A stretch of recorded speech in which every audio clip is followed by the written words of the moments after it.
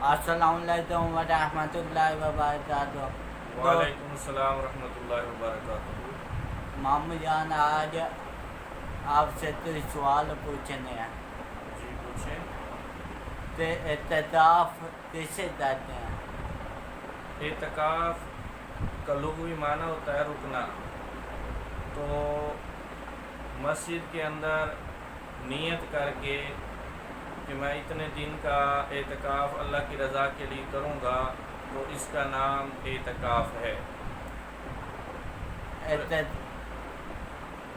اعتکاف کی کیا اقسام ہے؟ ہاں، تو اعتکاف کی 3 اقسام ہیں: اعتکاف واجب، سنت علی الکفایہ اور مستحب۔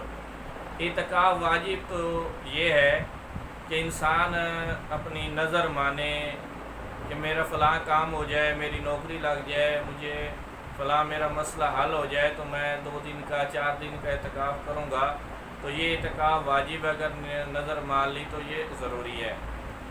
تو دوسرا اعتکاف سنت علی الکفایہ ہے کہ آخری عشرے کے اندر، یعنی 20ویں روزے کو مغرب سے پہلے مسجد میں چلا جائے، اور آخری یعنی جب روزہ ہو تو جب چاند نظر آ جائے عید کا تو اس وقت نکلنا۔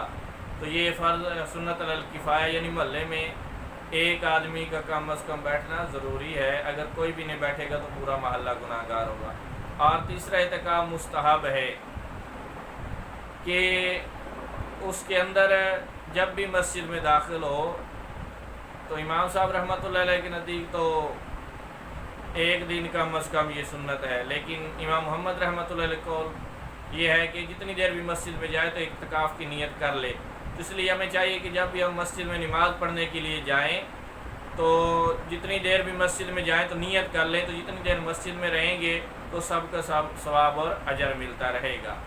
جی اچھا، اعتکاف کی حالت میں 3 حالات میں مسجد سے بیٹھ جا سکتے ہیں؟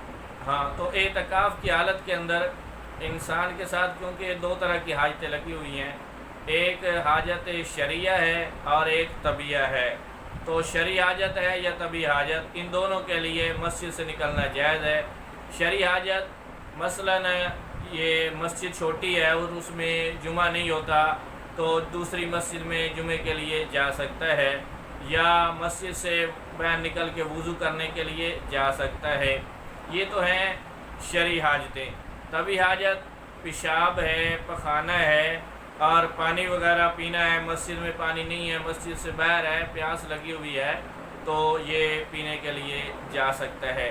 اسی طرح کوئی آدمی گھر میں اکیلا ہے، بچے بھی چھوٹے ہیں، بیوی بھی نہیں آ سکتی، تو گھر سے کھانا لینے کے لیے جا سکتا ہے، لیکن ایسے وقت میں جائے کہ بالکل کھانا جب تیار ہو اور وہاں بولے نہیں، بغیر بولے کھانا اٹھا کے لے آئے اور کھانا مسجد میں کھائے۔ اسی طرح مسجد چھوٹی ہے تو جمعہ پڑھنے کے لیے بڑی مسجد میں جانا، لیکن وقت کے اندر جانا۔ اور ایسا گاؤں جو چھوٹا گاؤں ہے جہاں جمعہ فرض ہی نہیں ہے، جمعے کی شرائط بھی نہیں ہے، تو وہاں جمعے کے لیے نکل کے دوسرے بڑے گاؤں یا شہر میں جانا جائز نہیں ہے، بلکہ اس وقت وہ وہاں زور ادا کرے۔ اچھا، اعتکاف کی کیا حکمت ہے، کیا فضیلت ہے؟ ہاں، تو اعتکاف کی فضیلت تو یہ ہے کہ نبی علیہ السلام نے فرمایا، جس کا مفہوم بنتا ہے کہ جو اس دنوں کا اعتکاف کرے گا تو اللہ رب العزت اس کو ایک خندق جہنم سے دور کر دیں گے جس کی لمبائی زمین اور آسمان کے برابر ہے۔ اسی طرح اعتکاف کرنے والے کے لیے چند اور فضیلتیں بھی ہیں کہ اعتکاف کرنے والا نماز کے انتظار میں بیٹھتا ہے، اور جو اسی طرح مسجد کے اوتاد اسے کہا گیا ہے، ولیوں کی ایک قسم ہے جو مسجد کے اندر بیٹھے رہتے ہیں اور ایک جماعت کے بعد دوسری نماز کے انتظار میں بیٹھتے ہیں، مسجد کے اندر دل لگا ہوا ہوتا ہے، اللہ رب العزت کے در پہ پڑا ہوا ہے اور اللہ رب العزت کو منا رہا ہے۔ اور ایک وہ آدمی جس کا دل مسجد میں لگا ہوا ہے، قیامت والے دن اس کو اللہ کے عرش کا سایہ نصیب ہوگا۔